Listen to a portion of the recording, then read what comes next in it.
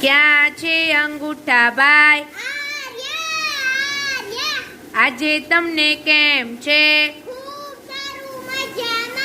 ક્યાં છે પેલી આંગળી? આજે તમને કેમ છે? ક્યાં છે બીજી આંગળી? આજે તમને કેમ છે? ક્યાં છે ત્રીજી આંગળી? આજે તમને કેમ છે? ક્યાં છે ત્રીજી આંગળી? આજે તમને કેમ છે? ક્યાં છે નાની આંગળી?